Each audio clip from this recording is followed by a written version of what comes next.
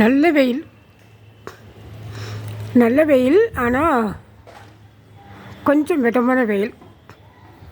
நம்ம தினமுமே கொஞ்ச நேரமாவது ஒரு 10 நிமிஷமாவது வெயில் இருக்கணும். நம்ம ஸ்கின்னில் அந்த வெயில் படணும்.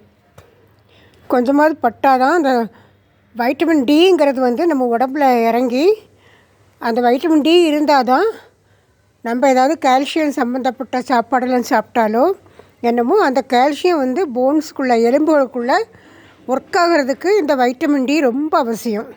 அதனால் ஐயோ வெயில் அடிக்கின்னு ஓடிடாதீங்க.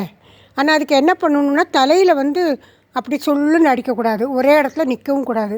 ஒரு 10 நிமிஷம் நம்ம அந்த வெயிலில் சும்மா அங்கேயும் இங்கேயும் அப்படி நடந்து ஒரு 10 மினிட்ஸோ 20 மினிட்ஸோ நடக்கலாம். அது தலையில் துணி போட்டுட்டு நீங்கள் நடங்க.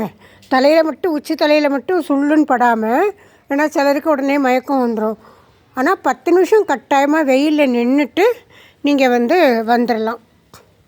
அது வைட்டமின் டிக்கான ஒரு நல்ல இது டாக்டர்ஸ் சொல்கிறது. அது இல்லாதவங்க தான் வெளிநாட்டில் வெயில் கிடைக்கலன்னா அவங்க உடனே போய் வைட்டமின் டி சாப்பிட்றதோ, அவங்க வெயிலை கண்ட உடனே சன் பாத் எடுக்கிறோன்னு போய் பீச்சிலலாம் அவங்க கொஞ்சம் ட்ரெஸ்ஸை குறைச்சிட்டு அப்படியே உடம்பு தெரிகிற மாதிரி வெயிலில் நிற்கிறது காரணம் என்னென்னா, இந்த வைட்டமின் டி அவங்களுக்கு ரொம்ப அவசியம், நமக்கும் அவசியம்.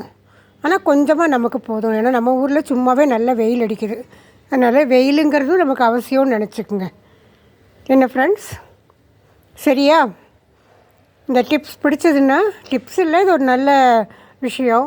பிடிச்சா நீங்கள் லைக் போடுங்க, கமெண்ட் கொடுங்க, சப்ஸ்கிரைப் பண்ணுங்கள், முடிஞ்சால் ஃப்ரெண்ட்ஸுக்கும் ஷேர் பண்ணுங்கள்.